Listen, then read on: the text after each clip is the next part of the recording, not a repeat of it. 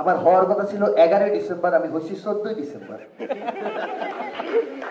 12ই December যখন আমি হচ্ছিলাম না, আমার বাপ তো হচ্ছে হবে না, হয়েছি।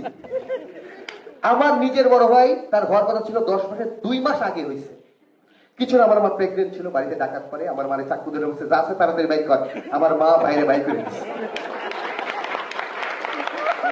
আচ্ছা, আশেপাশে আমাদের ডিজি স্যার নাই তো? আমাদের ডিজি স্যার নাই, শিল্পকলার স্যার আমাদের ইয়ে স্যার, ডিজি স্যার নাই স্যার। কোথায় গেছে?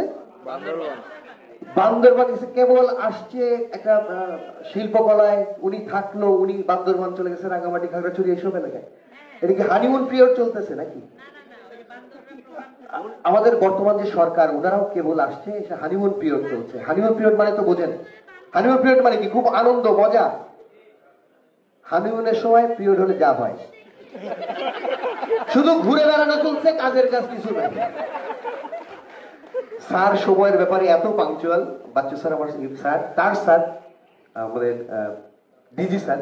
আমি যখন আসলাম শিল্পকলা, ওনার সাথে আমার মিটিং 10 মিনিট দেরি হয়েছে। ডিজি স্যার বলছে, না হবে না, হবে না বাচ্চু, হবে না। স্যার সময় আসলে কোনো কিছু হয় না। আমার হওয়ার কথা ছিল 11ই ডিসেম্বর, আমি হচ্ছি 14ই ডিসেম্বর। 12ই ডিসেম্বর যখন আমি হচ্ছিলাম না, আমার বাপ তো হচ্ছে হবে না, হয়েছি। আমার নিজের বড় ভাই, তার হওয়ার কথা ছিল 10 মাসের 2 মাস আগে হয়েছে। কিছু না, আমার মা প্রেগনেন্ট ছিল, বাড়িতে ডাকাত পরে আমার মারে চাকু ধরে বসে, যা আছে তাড়াতাড়ি বাইক কর। আমার মা বাইরে বাইক করে দিচ্ছে। সময়ে কিছু হয় না, হয় কি? সময় কিছু হয় না। ওকে যাও, আমরা নৌকা নিয়ে কথা বলছিলাম যে নৌকা ডুববে। কেউ জানতেন নৌকা ডুববে? কে জানতেন না? নাকি? আচ্ছা, এই জন্য ভরসা। নৌকার প্রতি সবচেয়ে বেশি ভালোবাসা কারা দেখিয়েছে? কারা? ওই দুইজন, আনিসুল হক আর আমাদের দরবেশ বাবা। সবাই পালাইছে বর্ডার দিয়ে, বাস দিয়ে। যার নৌকায় ভরসার কথা, সে বাড়াইছে হেলিকপ্টার দিয়ে।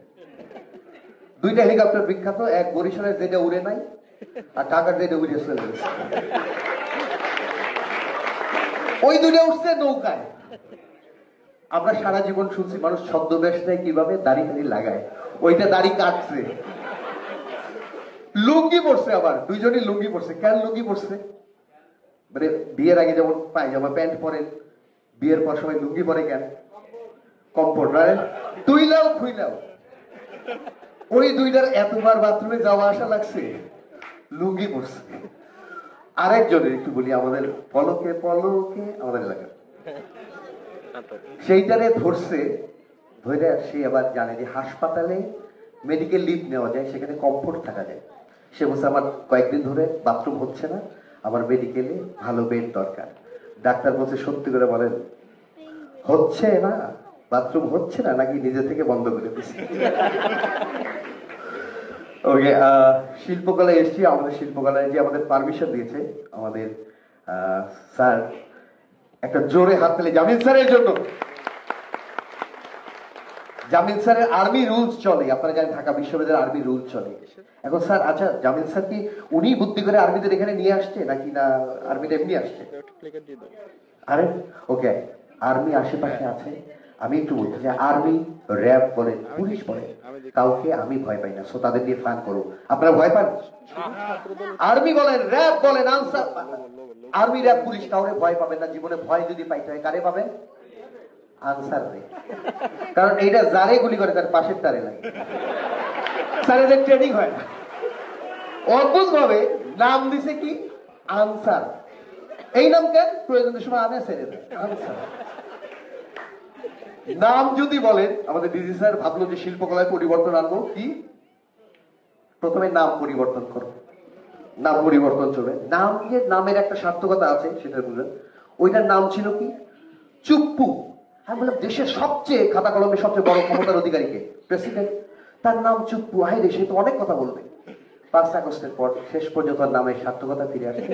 সে এখন চুপ্পু।